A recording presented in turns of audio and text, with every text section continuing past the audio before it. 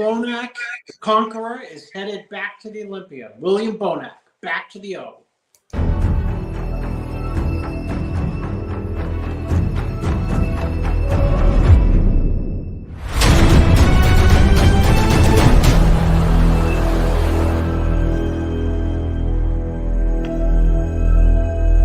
I created Species Nutrition with one mission in mind: to provide bodybuilders and serious athletes with no-nonsense supplements that work. I put my name and reputation on every bottle of Species Nutrition products. If you want to be your absolute best, join the evolution.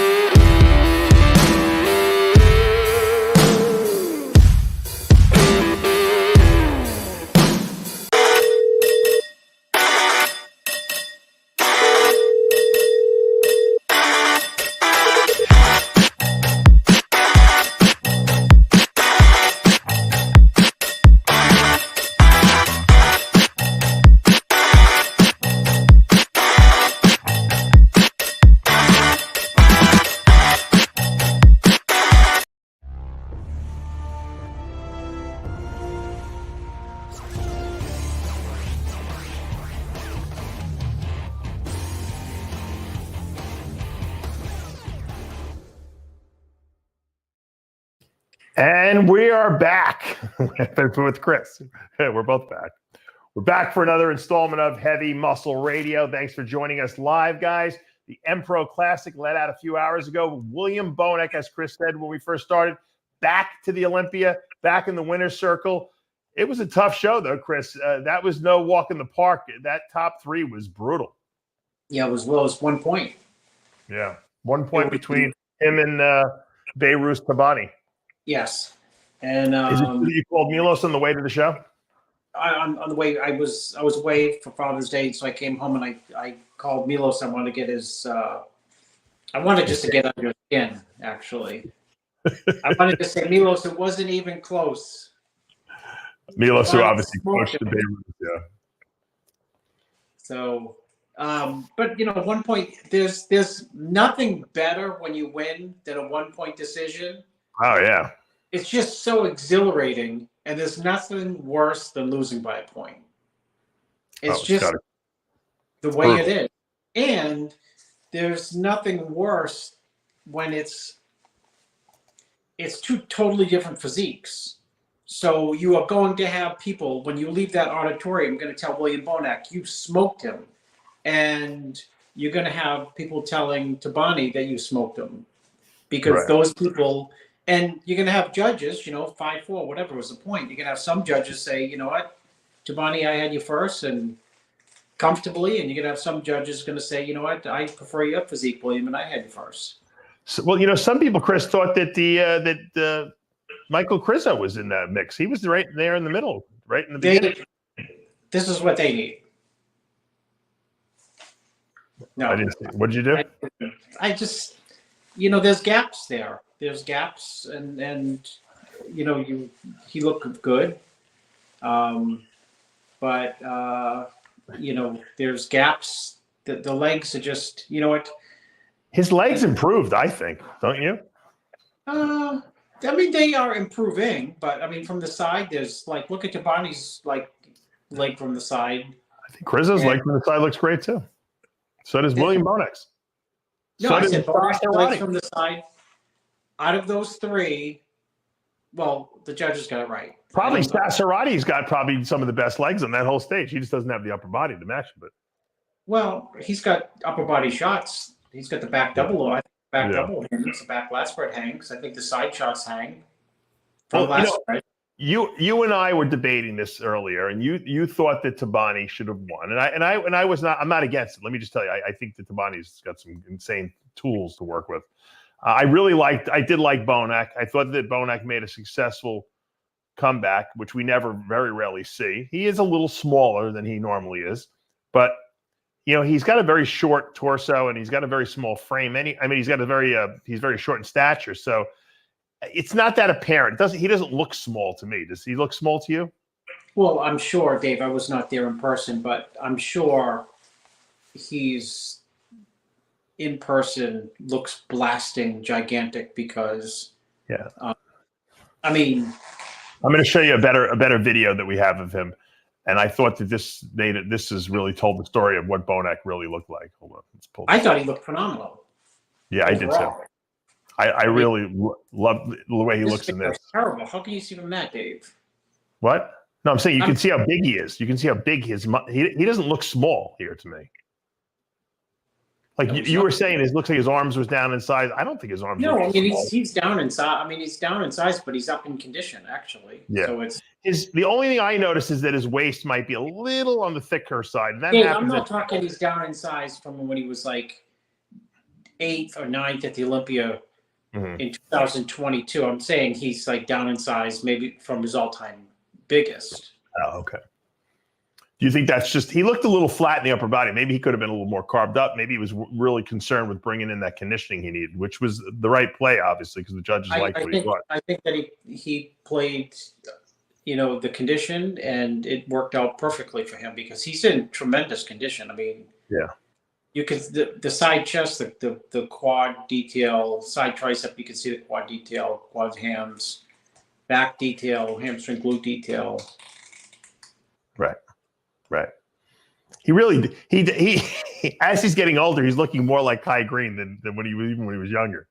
Yeah, he's like a mini Kai Green. Like it's another 212 graduate winning shows. I mean, he's he's not 212, but it's the I think the IFBB's 212 feeder division is better than AAA baseball. It's better than the farms, yeah. For the major leagues. Yeah. It's better than the minor leagues, yeah. So let's see what else we got here. No, Dave, my point was, I think from what I saw of the video, my preference in a physique in terms of lack of weaknesses was Tabani, but and I would have had him first, but I'm not there, and I know for sure that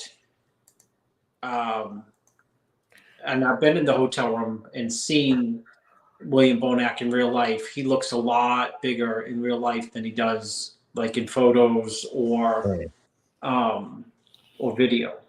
Now I'm pulling this picture up for a reason. Okay, these are filtered pictures here, and there's no doubt there's filters on these pictures. So I think a lot of people might be judging the show by these filters too. Yeah, but I mean, dude, these filtered pictures. I mean, I will. That's like it's like putting makeup on. Tell me if I might be wrong here. I feel like Tabani has got his legs from behind are ridiculous. His glutes and hamstrings. From the front, I don't know. He look a little shallow to me. His legs, like Bonac, looks like he's got more complete quad, like adductors and quads than Tabani's got. And I don't know if that's just because he's a little bit flat, maybe. No, I think it's I just think it's a muscle issue, and I think at the end of the day, I can find weaknesses on Krizo. The side leg is insane, though. Yeah, I can find weaknesses on William. And I can find weaknesses on Tabani, which is his, quads from the front. But I just thought, which is why I thought Tabani would edge it out by like a point, is simply that I think he had, in my eyes, the least amount of total weaknesses. Mm-hmm. Yeah, I thought his back was a little bit shallow, although very well conditioned. Yeah. But in this shot, this is such a great shot from William. The hand, the glutes and the traps, and the arm detail, the mid back, lower back. Got a lot of back density to him. Now I'm gonna give you my opinion on Krizo in a second, but I'm reserving it right now because I want to just look at the pictures. I want everyone to see the pictures here. This is like a crazy shot for Bonac too. I mean, nutty shot. I'm glad he's going back to the Olympia. That's people forget Bonac was second. What, twice? Was he second? Yes, behind Brandon, right? And then I'm part of the people. So.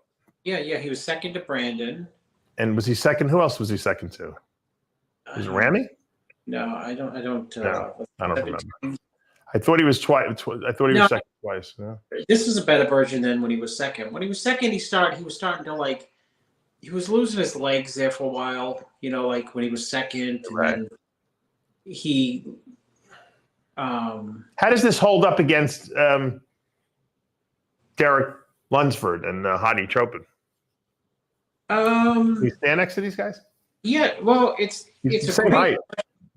The answer is yes, and it's a great question because they're short and he's short. Yeah. And you're going to be looking at Hadi, and you're going to be looking at Derek, and you're going to be looking at, let's say, if they're all staying in the lineup, you know, they compare well in terms of. I mean, he compares well. Yeah. So he compares well. He compares very well on shots like most muscular side chest, double. Right. The side poses for sure.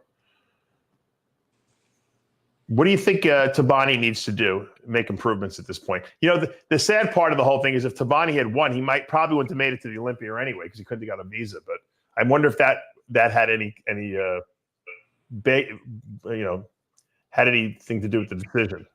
No, I just think it has to do with judges' preferences for what they were looking at. It's a 1-point decision, which tells me that the judges were split, meaning that they were like, well, we could flip a coin here. And if they have to flip a coin, and you know Tabani's not getting to the Olympia anyway because he can't get a visa, it kind of makes it a little more appealing to go for the coin flip to go for Bonac, don't you think? I mean, if that played into it, that's terrible. You know, well, I would not have wanted to judge this show. I like Bonac's physique, but I don't think I would have wanted to judge this show because it was very, very difficult. They were very evenly matched. And it's hard. I know even you saying you like Tabani. I mean, it's not like you're saying it by a mile. He didn't win by a mile in your mind, right? No, I would give him a, based on not being, here it is, Dave, right down to a T. Mm-hmm. In pictures, I would give it with Tabani. And I looked at several pictures and video, and I'll tell you what, when William is in shape, there's an element of like sharpness that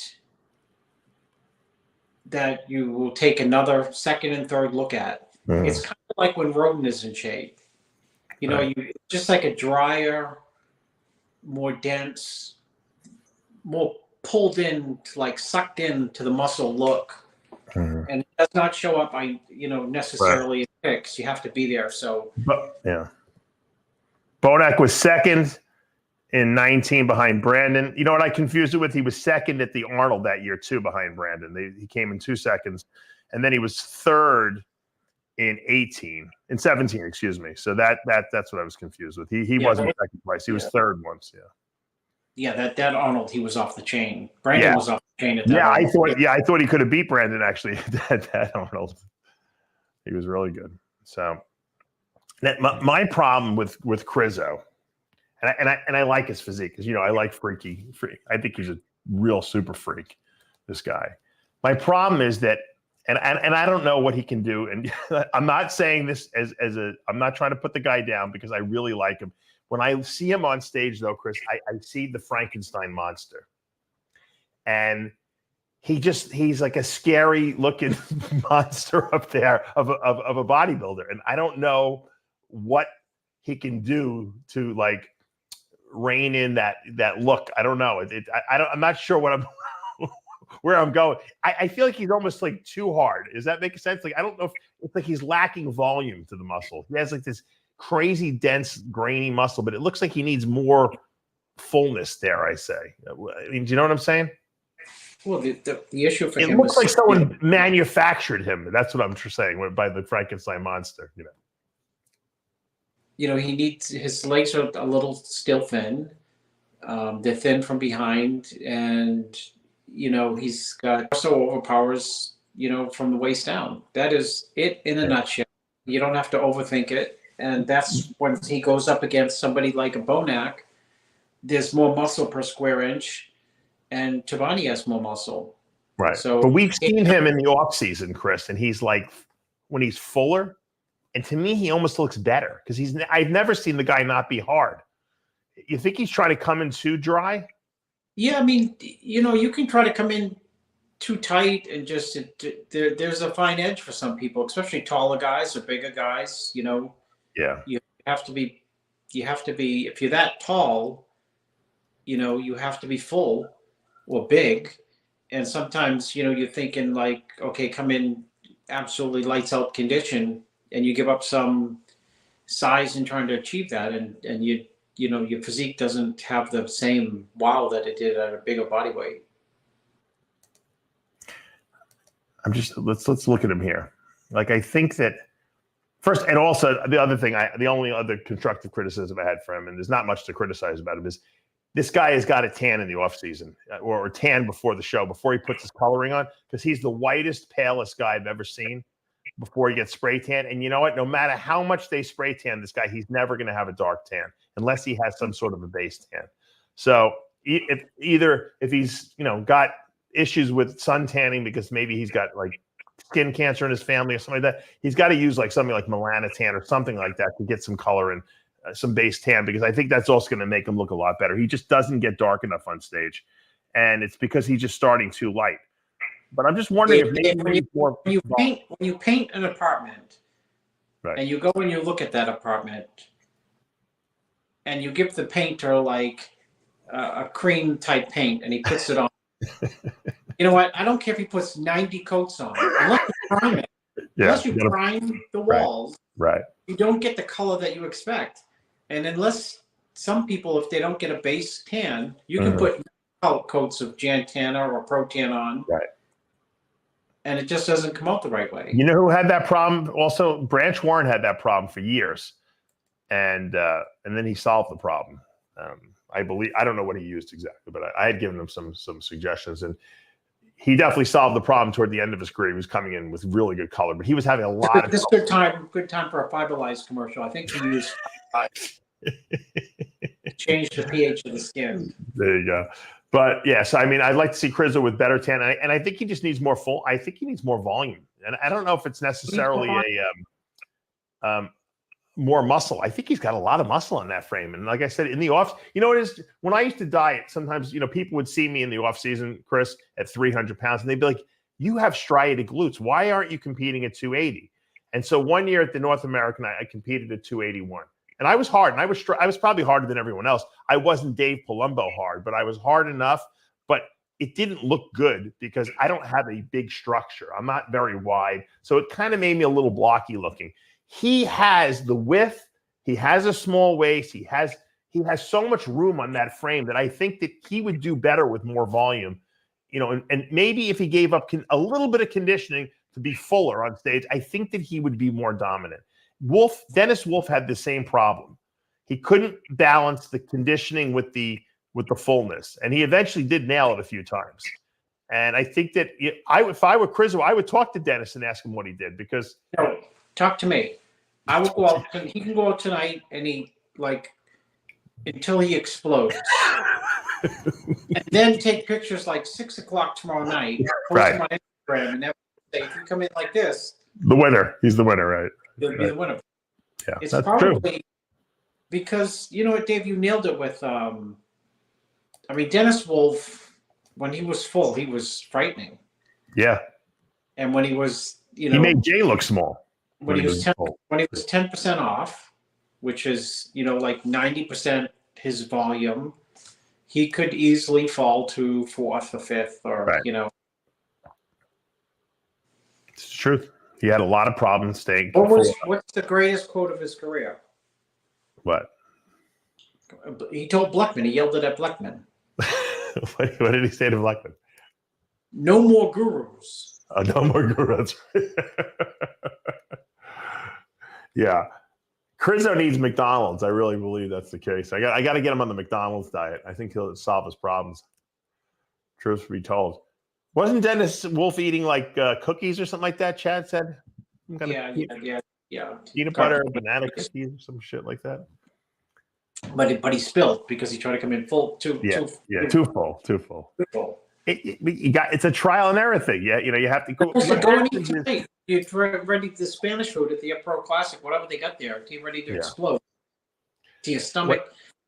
what happens, Chris, is, and I think this is why you do your muffin stuff, because you could eat a ton of clean food and it just doesn't do anything after a while. It's not dense enough. All you're doing is loading your stomach up with volume, and it's like you're not even absorbing it.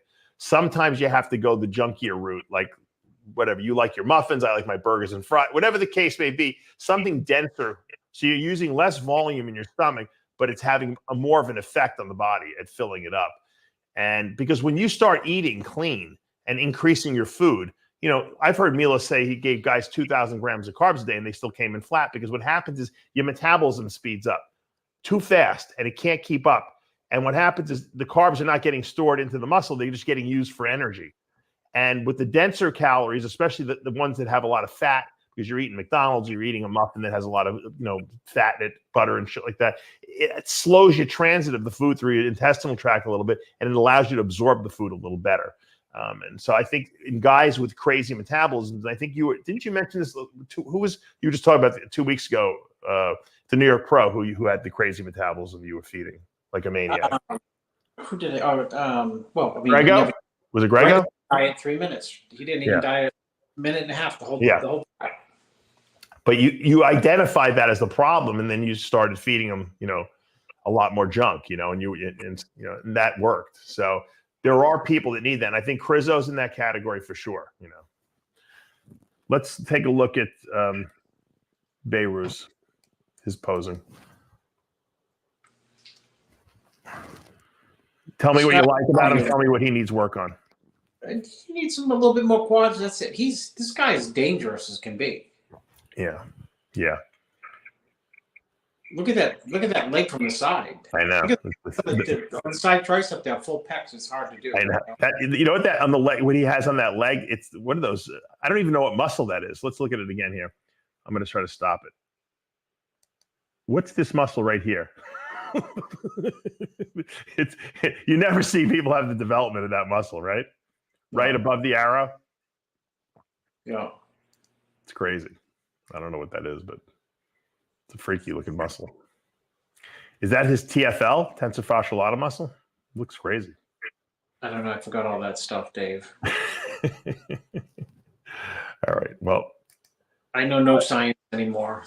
Sassar, I think, came back. What was it, after a 6-year layoff? This guy? 2018, CalPro was the last time he competed. You did his diet, right, back then? He did his diet for when he turned pro, and when he was in the New York Pro, and he was in CalPro. What does he need to work on at this point? I thought he looked really good. I haven't taken like a good look. This is not really a good angle to really see. No. I thought his legs were insane looking, you know. I don't know, like, I want to like take a good serious look at videos and pictures of him to see what his arms need to be bigger for sure.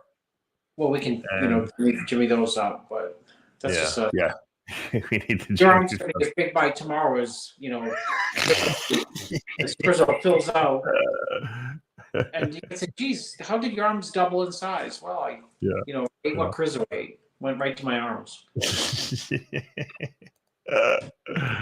Oh my God. Hold on. Let's see. Let's pull up something. So now what's the show next week? I think Italy. Italy, right? Yeah. Portugal, yeah. Is it Italy or Portugal? I think it's Portugal. I'm not sure. I'm not sure.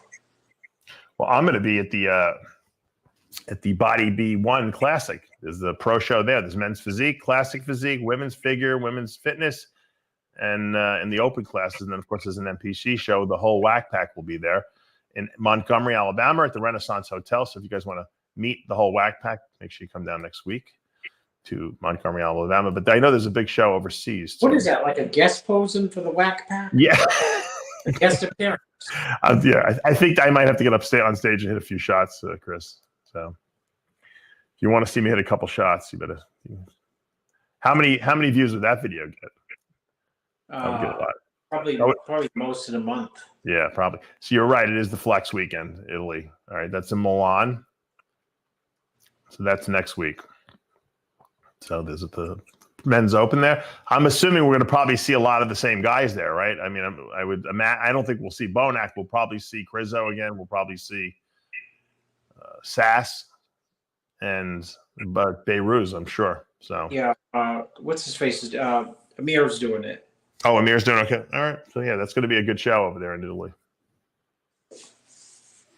I really like the shows we go to when we used to go to those European pro shows at the end of the year. I always had a lot of fun there because the fans are so crazy about the bodybuilding there. Yeah, we had great times traveling. It's really enjoyable. At some point in the future, I wouldn't mind going back to see some of these shows. It looked like that place was packed too. You know, when we were looking at some of the posing footage. Mm-hmm. Now, what do you think about the classic guy? Let me pull that up. He's in great shape. Yeah, that Joe Semi. Yeah, I think he was an open guy. I think last year. He used to be. His name is Jose Manuel Munoz, but he goes by Josiah. On Instagram. Great condition, great back, great detail. Let me pull his stuff up here. Hold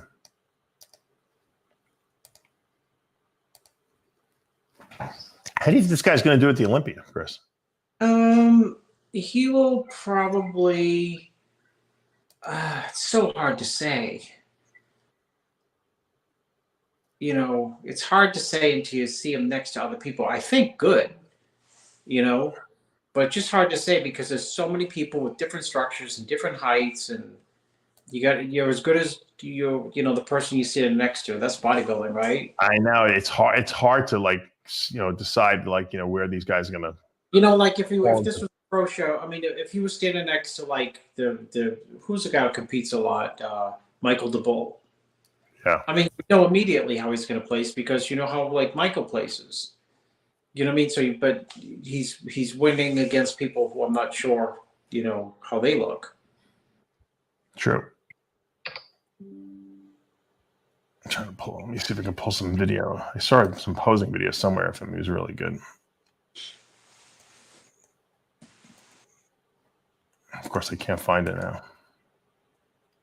And you put up that video I sent you about we already talked about the open.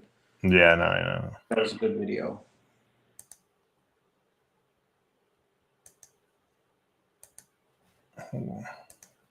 What was the prize money over there, Dave? That's a good question. I'm not really sure. This is a good poem. This is a really good picture of the two of those guys. Tabani looks really good in that picture. He's got a lot of gifts. He's lacking a little bit in a couple of areas. Where? I think his back could be better, Chris. He's very dominant from the front and sides. Especially with that side leg is so crazy. He's got calves, He's got an outstanding back. That's yeah. Outstanding. Yeah. I think he looks a little shallow to me in the back double, but I mean, I'm being super critical here, of course. Yeah. Well, you got to. He lost by a point. You have to be critical. Yeah. If we were, that's bodybuilding, Dave. If Tabani had won, would be extra super critical of right. Bonac, right? 100%. Trying to figure out, okay, where's the 1 point? Well, Tabani, back double bicep looks kind of weak, and he's the right. Yeah. If one would be saying, well, Bonac needed this. I think I found the video I wanted.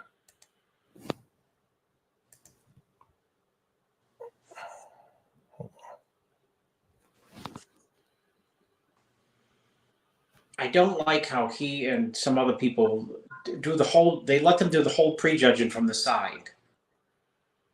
The front double is to the angle to the side. Everything's to the side, to the side, to the side. Like they're hiding their Yeah.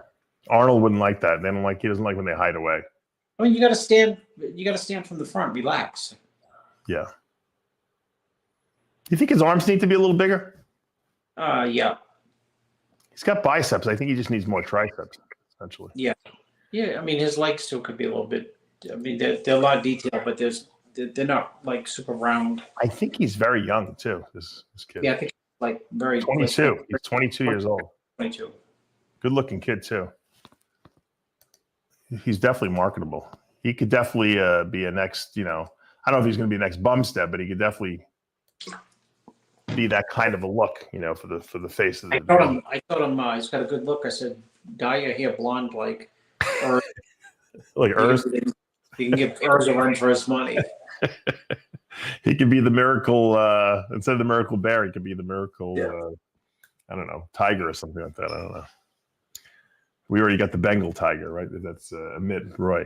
So he's that name's taken already. We get the Bengals tiger, we get the Lion 11 on. Yeah, we got to get Lonnie Teeper back to get a couple more nicknames going here, because we're lacking in nicknames, I think, lately. All right. Before we go on, let's talk about Doug Fruchey, the death of Doug Fruchey, unfortunately, because I did a little tribute video, and it's sad, Chris, that the videos that get the most views are the tribute videos from people who pass away, and I'm glad that a lot of people are watching them, obviously, but to give respect to the people. But it's sad that it's like we're always mentioning, and it's not. You know what? You can say what you want. I mean, a lot of the stuff it's not caused by bodybuilding. This wasn't heart related. This guy had a depression and substance abuse issues, and he let it get the best of him, unfortunately. And we lost a really good guy. Talk to us a little bit about your relationship with him, because I know you worked with him when he turned pro, and you certainly had a coaching relationship with him. Yeah, I had a coaching relationship with him. I met him through, I think, either Sean or Brad Rowe. Sean Roden, Brad. Yeah. And he competed somewhere, I don't know, Dave, and he got he was in the running to win like a USA or Nationals in North America or something like that. And I had him eating like crazy, and he didn't cut like water, sodium, this and that, and he was excited that he was in the running to win, and people were like, "Oh, you look great." And I said, "Doug, you got to find a pro show immediately. You got your body, you know what I mean? When you could have won this show. Just pick a show." And he found a pro qualifier, I think in Mexico. It was like a weird one-off Mexican show, that had a pro qualifying. Yeah, division. And it was like a Tuesday, and after maybe North America, whatever he did, and he's like, "I'm getting my ticket. I'm going." He went down and he got his pro card. And I didn't know him well, even though I prepped him for a long period of time running into shows. And he said that he was just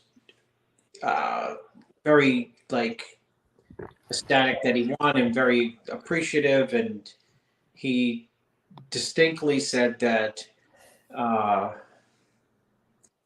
you have no idea how much this means. And, I don't know. So, I mean, a lot of people say that when they get their pro card. Right. Or, do something, they accomplish something. And he told me right off the bat that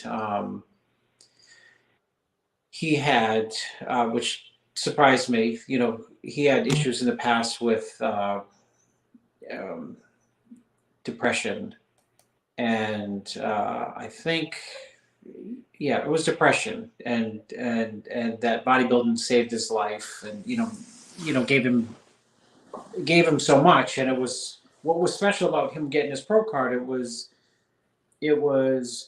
a way to validate the choice that he made in his life to pursue so heavily bodybuilding. And it allowed him to, because it validated him, to escape the past in terms of, all my personal previous turmoil that I had in my life. It's behind me now. Not only has bodybuilding helped me so much, but I'm winning. Yeah. And he just wanted to be a good bodybuilder, and he turned out to get his pro card and compete in pro shows, and I helped him for some pro shows that had a lot of depth, where he looked, he didn't place well, but he looked phenomenal. And I'm sure from your tribute video, I'm sure a lot of people posted that they knew him. Yeah. That they liked him, and that he was, without a shadow of a doubt, a genuine person. Not hiding. Not having two or three faces. What you see is what you got, and and not not ashamed of his. He made that distinction too. You know, it's one thing to suffer from depression and anxiety and a lot of issues, but right, as people, those are like negatives in society. You know what I mean? They're seen as weaknesses, and he never hid that. You know what I mean? He didn't hide, like, you know, I had issues in the past. No, he talked about it, as a matter of fact. Yeah. You know, he brought it up with me, and so that's why I thought he was perfectly well adjusted. You know what I mean? Like he's had issues in the past, and the past is the past now, and he's so well, you know, aware of the circumstances that he used to be in, and the circumstances, the positive ones that he's in now. So it was, it's so sad to hear. You know, Jose had sent me something about him going missing, and of course that's the first thing you think of. Right. You know, it's never a good sign. Foul play or overdose, because you and I talked on the phone. Addiction is addiction, dude. You never break it. No. You never. I mean, you just because you got a long win streak behind you. Yeah. You know, people who struggle with substance abuse always, you know, you can go on a vacation, and it could be the greatest vacation in the world, and you could be like a recovering alcoholic, not drank for like 8 years, and you say, like, Dave, wouldn't it be this? The only thing that would make this better is a nice drink. Yeah. Right. Yeah. Because you remember back to that, like, you know, feelings that you had when you were drinking or doing some type of drinking. And the danger is you want to do it again. Yeah. Once you try it, you're like, oh God. John Lindsay told me a great story years ago. You know, John Lindsay used to run the USA Championships. He was the promoter. He did all the California shows, and then Tamer and his brother Tarek, you know, bought the production from John Lindsay. John Lindsay used to tell me he was sober for like 40 years. He was an alcoholic. And he goes to, no matter what city he was in, no matter what show he's promoting, he never missed a day where he didn't go for an AA meeting. And I said, John, it's been 40 years.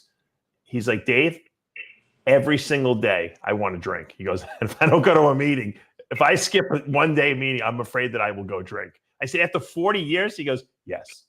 He goes, that's how bad that addiction is. And I think that's why it's like you're, like you said, you never stop working on that battle. It's not like you're like, all right, I licked it now, I can move on. It's every day you have to deal with it. And that's why I think a lot of guys find a lot of comfort in going to meetings, you know. And the great thing about AA meetings is they're in every city. You know, you can, anywhere you go, they have them. Any country you go to, they have them. And so I'm not, you know, I don't know exactly what the situation was with Doug, but yeah, I understand that he was depressed, and it was, you know, and, you know, it's funny because I didn't realize this, but he had been training with RFK Jr. And RFK Jr., I sent you that post. He posted a really nice tribute to Doug on his, let me see if I can find this thing, on his page, because he said, you know, they were friends, and he always talked to him in the gym. And that was nice that he took the time out to do that, because, you know, a lot of candidates who are running for president probably wouldn't do that, you know, and because they would be like, oh, I don't want to be associated with that. But Kennedy was you know, after his dad was assassinated, he became involved in a lot of drugs. He was a very bad drug addict, and he's been sober, I think, for 40 years. And you know, he attributes also working out and living a clean lifestyle and stuff like that. So, but, you know, there's a lot of people that are very sad in this society. There's a lot of mental illness out there. There's a lot of substance abuse. There's a lot of people who are chronically depressed, and, you know, it's really a situation that really should be brought more to light, so that people who do feel like that and feel helpless, and you know, we talked about this with Luke Sando. You know, you got to have someone that you can confide in, so that if you have those feelings, that they can be there for you to support you. And so, you know, if you're feeling like that, you know, please reach out to someone for help. Don't think you have to bear that burden yourself. It's just not necessary. It's not necessary to lose people, you know, like we have been. So anyway, our prayers and love go out to the family of Doug. Did I lose you, Dave? I think we lost Dave. Dave, you got to come back. Sorry, yeah, I hit the wrong button. Yeah. You hit exit. I hit exit. Yes, I'm done. I had enough of Aceto for tonight. I thought you were going to do I thought we were waiting for. I was going to have the Playboy Mansion. Yeah, Chris is obsessed with buying the Playboy Mansion. Hold on, we'll talk about that in a minute. Did you know that? I didn't know that this also Doug and Mike O'Hearn. Mike O'Hearn reached out to me. They were kind of really good friends too. They did a lot of videos together in the gym. This was, I think, a movie Doug was in. He played some. I don't know what the name of the movie was, but it was a movie. I think Steven Soderheim was directed the movie or something. And he played some fucking weird creature there. So, but yeah, Mike and him were good friends. So, yeah, very sad. Very sad. All right, talk to us about the Playboy Mansion while I pull up the next story.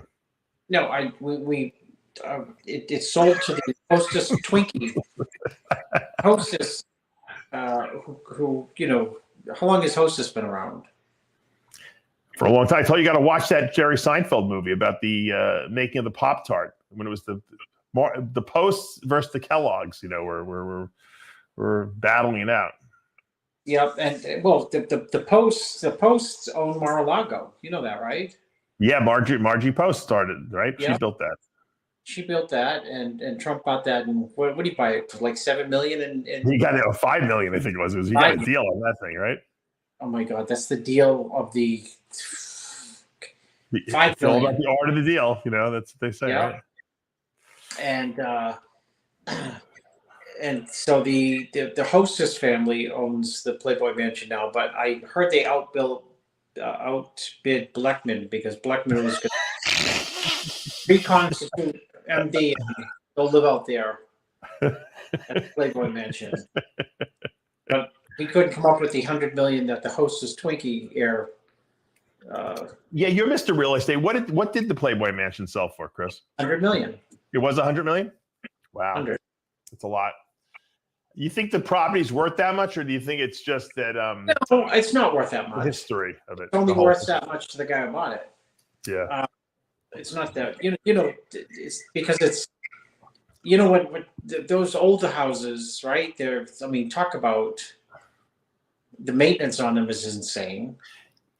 Lee Priest could have gone to the Playboy Mansion. He blew it. I don't know if you were aware of that. James Caan wants to take it. Jack Owack could have been in the running. He paid $40 million for a smaller house. That's true. No, Lee Priest was supposed to go to the Playboy Mansion with James Caan. Used to be there all the time, and James Caan loved Lee, and he wanted to take Lee there, but Lee had just gotten married or something like that to, I think, Kathy or something at the time, and he said, "Nah, I better not go. I'm gonna get in trouble if I go there." But you blew it, Lee. You could have at least said you were at the Playboy. It's only bodybuilding and living in LA. You get like Doug Fruchey, you get the parts, right? You get the parts. Right. You run into like James Caan. Well, that's why people lived there, because it was connections, Well, there's only like there's like 2 degrees of separation in LA. Yeah. Because Gary Gold's, you know someone who knows someone. Yeah. That's just the way it is. Right. Oh, by the way, Leslie reminded me. Happy Father's Day to all you fathers out there. It is Father's Day. Chris, happy Father's Day. You can put the Jim Gaffigan video up. I'm afraid it'll get demonetized. I'll get demonetized to it, put it up. Oh yeah. Pretty funny. Oh my God. But he talks about how fathers. What is it? The Father's Day is like the 20th most important holiday, and I think Mother's Day is like second behind Christmas or something like that. Yeah. Well, no, he said being a father is like being a backup quarterback. Right. No, there was someone else sent me another video where this comedian was doing this whole routine about they have a ranking, like the top 2 holidays. First is Christmas, then is Mother's Day. Father's Day is like 20th. It's behind like Arbor Day. Arbor Day is over Father's Day. It's like way behind like Halloween or like. Yeah. Arbor Day. You don't even know what Arbor Day is? Tree Day. Yeah. It's more important than Father's Day, evidently. So fathers get like for Father's Day you get like socks, you get like a card, you get like a spatula for the the grill. Exactly. Well, season 2 of House of Dragons, which is a Game of Thrones spinoff, is on. I think it's went live tonight on HBO Max, or they call it Max now, I guess. And So all you Game of Thrones fans out there, I'll have to catch that when I go back to the house later. And what else did I want to talk about? What else? What else were we talking about before the show that we had to bring up? We were talking about no, we just basically talked about the show. We talked about Father's Day. We talked about yeah. Let's just finish the show then. We got nothing more to talk about. There's nothing more to talk about. When's what's his name? Nexzilla competing next? I don't know what the Nexzilla's doing. Because he's got to qualify for the Olympia, right? I mean, he's going to want to try. I thought he was originally going to do New York Pro. Wasn't that the original plan? But he didn't have a visa issue for New York Pro or something. Yeah, I think he did. He had a visa issue for the New York Pro. Let's see what his Instagram. He's looking enormous. I hope he doesn't become the next Victor Richards. We never see him on stage again. Well, he just competed. He just got his pro card and then he competed. Well, just worried. Sometimes these guys they don't want to compete anymore. He looks humongous.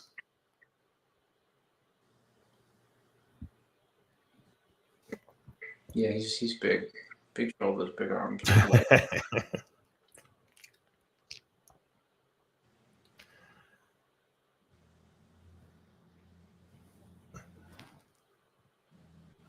What else we got? Let's see if he's got any other recent stuff on here. These guys don't put any recent stuff up. Nathan Diaz is competing next weekend. Oh, okay. I'm surprised Nathan didn't compete this week. Yeah, me too. I'd say when those shows are like week to week, you got the Italy show, you got Portugal. These guys should be hitting every single one of these shows. Even, I mean, just for the money aspect of it. I mean, how hard is it to peak week after week? It's easy. Once you're in shape, it's easy. Well, for some people it is. Yeah. Well, I used to like to compete week after week because it was like, all right, it's like you get 3 days of training. You train Sunday, Monday, Tuesday, Wednesday, 4 days, and then you're back, filling up on Wednesday, Thursday, Friday, and you're competing on Saturday again. It's like almost fun because 4 days is nothing. You can suffer for another 4 days. I mean, not a big deal. It was almost like, oh yes, where do we get to compete again? And it's what's his name? Samson Dowda cleaned up last year in prize money because he was hitting all those shows. Very smart move on his part. All right. You guys in the comments, you're so bad. Even the women they make fun of. Who's that? They make fun of everyone in the comments. I don't care if you make fun of me and Chris. Don't make fun of the women. Don't make fun of Leslie. Come on, man. That's not cool. You got to remember, Dave, the people in the comments are the smartest people in the sport. They are. I always defer to them for wisdom when I need it. We should have just asked them who they thought won the show. Oh, they want an Andrew Jacked update, Chris. What's going on with him? Oh, he looks good. 7 to 8 weeks out, I think. 8 weeks out. He looks good. He's coming. There's the update. He'll be. He's locked. Can you give us a little bit more than that? No, because you're gonna. You know what? It's gonna be like a shock and awe. Well, we saw him in Pittsburgh. He was looking very big. Yeah, he's bigger than that and leaner than that. He weighs the same. He weighs the exact same as what he was in Pittsburgh. This guy is he's like another. He's 312. There you go. Yeah. He's so deceptive too, looking.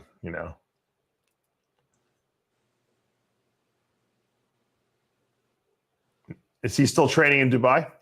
Yeah, he's in Dubai. Yeah, he's locked in. Focused. All right. Well, the right now the plan, at least for Sid and I, is that we're supposed to be going to Dubai. Yeah. Bader's supposed to be bringing us in. That's the last. I haven't gotten any details about it though. But we're supposed to be bringing us in to this Dubai Pro. You have any guys in that show? I have someone in the Classic. He competed for a while. Andrew doesn't want to do it. Didn't we try to pest you to do that? We couldn't get a flight for him. I thought he's in Dubai though. Yeah, I know. That was a joke. I know it was a joke. Why wouldn't he do it for $100,000? Because he ain't in it for the money. Everyone's in it for the money, Chris. But you know what? He's in it for the Olympia money. Right. But isn't it like a week? How No, close he's in it. He's in it. Here, you want the answer is he's in it because he picked the Texas Pro last year. Right. And if he didn't win the Texas Pro, he didn't tell anyone that. But if he didn't win the Texas Pro, that would be it. He would not have been in the Olympia. Really? He wouldn't have done another show after that. Wow. Absolutely not. And then he's laying it all on the line this year's Texas Pro. Mm-hmm. And, you know, he had already committed himself to that show. And with Andrew, a commitment is a commitment. So the Dubai show popped up. You know, a lot of other bodybuilders, and there's nothing wrong with that at all. They would say like, oh, wow, you know, $100,000, I'm going to do it. But there was the commitment. Right. But what I'm saying is, let's say he does Texas and then Dubai is what, 2 weeks after it or something like that? No, Dubai is before it. Oh, it's before. Oh, okay. When is Texas? Texas in 2 weeks after. 2 weeks in after. August? Texas in August? Yeah. Oh, okay. So that's why. Yeah. And so I'm telling you, Dave. Yeah, I'm a Jew. I'm the Jew, Chris. I'm counting every money. I mean, you know, the money. Listen, I tell people all the time. You, and I've told lots of people this, is you compete to be your best. Right. The money will be there if you're going to be your best. Right. You know, if you compete for the money, then it's hard to be your best. Mm-hmm. Period. Yep. Because you have to diet because you hate the way you look. That will get you. You know, if you wake up in the morning and you hate your condition, I guarantee you'll diet. Yeah, if you're smart, you will. Well, you know, and if you hate the way the back double, you will figure it out in the gym. If you were, you know, wake up in the morning, you say, "Oh, Dubai's $100,000, dude. Just find another sport." Mm-hmm. It just does not work that way. We have a question. Someone wants to know if it's a good time to buy a house now. It is. That's a great question. I would say I don't know. 6 months, I'd say. Prices are very high everywhere, and interest rates are high. And the flip side is, I have been right here. I should be on Bloomberg on a weekly basis, or on CNBC. I've said continuously that interest rates are not going down. Every realtor I talk to, and I talk to them all the time, they say, well, when interest rates come down, I'm like, who says they have to come down? They're like, well, like it's a movie ticket. And I think interest rates are not coming. I've been saying that for 2 years. Interest rates are not coming. Let's say you have cash, though. Let's say you have cash. You don't need a mortgage. Should you wait it? I think you should wait another 6 months. But what do you think? If you have cash, you should just beat people up. Just wait. Yeah. If you have cash, you could leverage your way. Just put something under contract and then just pull out at the end. See it and then say, I need a $50,000 reduction. I'm like, the inspection said the roof looks like it's going to fall apart. If you have cash and you want to invest with Chris, he'll take your cash too and invest it for you. That's my next thing. If you want to invest, email me. I may take investors. You want to start your own like hedge fund, Chris? You know, Dave. I talked to someone. You get a lot of bodybuilders invest with you, probably. You know what's so funny, Dave? I talked to someone today. He's just such a real estate wacky fiend. I get 100% guaranteed he's with his family because it's Father's Day, right? Yeah. 100%. And I just wanted to test him. I was going to tell you this before the show, David.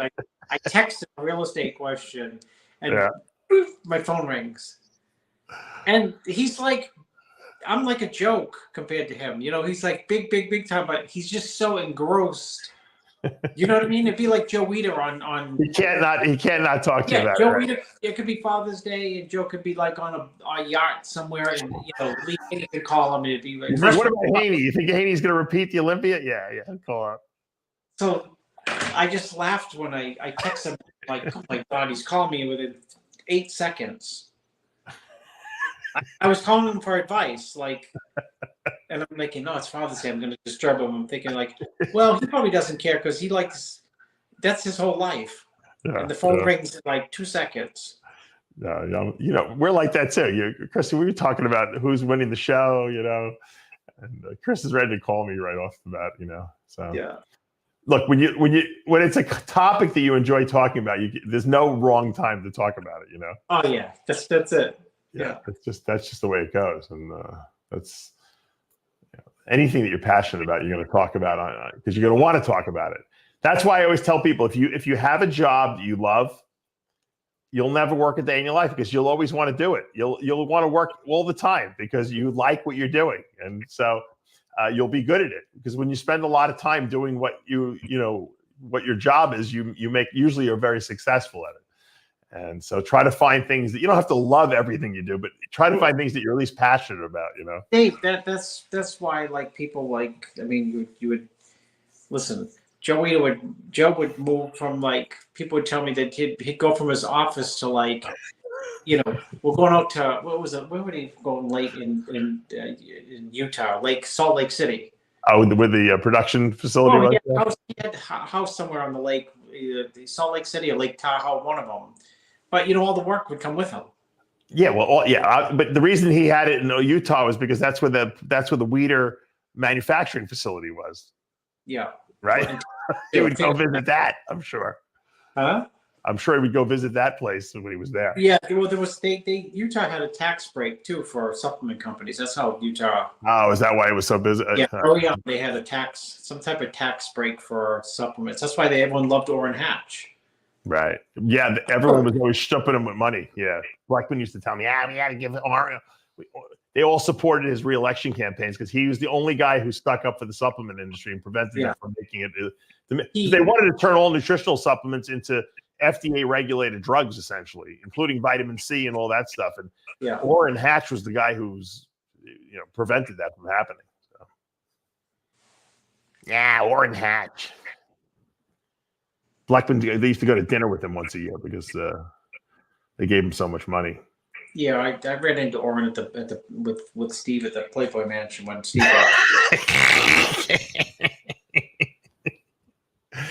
But the question is, the Playboy Mansion was bought, but is it still functioning as the Playboy Mansion, or is it something else? I don't know what they're doing with it. I think they had some agreement I read with the city of Los Angeles. I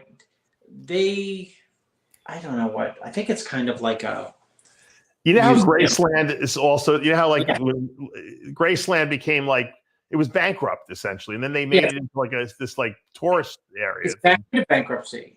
They ought to pay they ought to have playmates who do whatever, just frolic in the grotto there, so people can just go through a tour and check out what it was like during. I think Elvis's old house is back in bankruptcy. You can Google it. I'm pretty sure.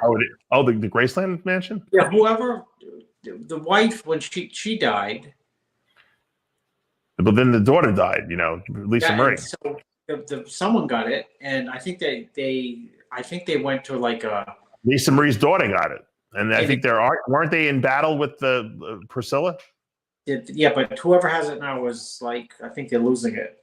Wow, that sucks. Just remember, Dave. Can you imagine how far we've come? Elvis used to pick up Priscilla at junior high. I saw that movie on the plane that she made, Priscilla Presley. She was in 8th grade. She was in 8th grade, Chris. And Elvis, the star of the times at that right. Heartbreak Hotel, and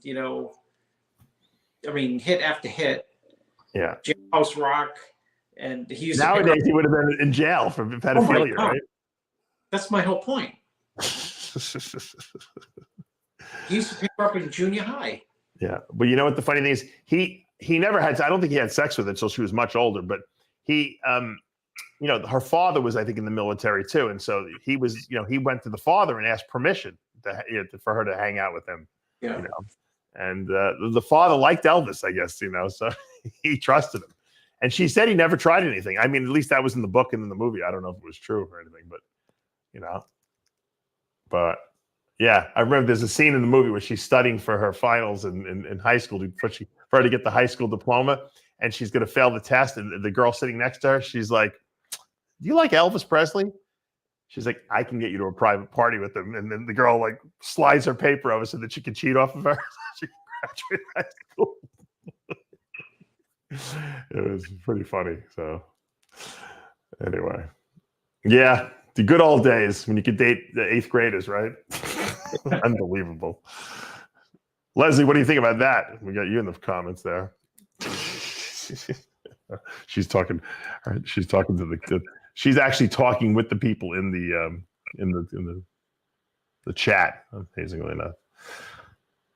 All right, well, I think we finished up. We talked about everything we had to talk about. Congratulations, William Bonac, going back to the Olympia.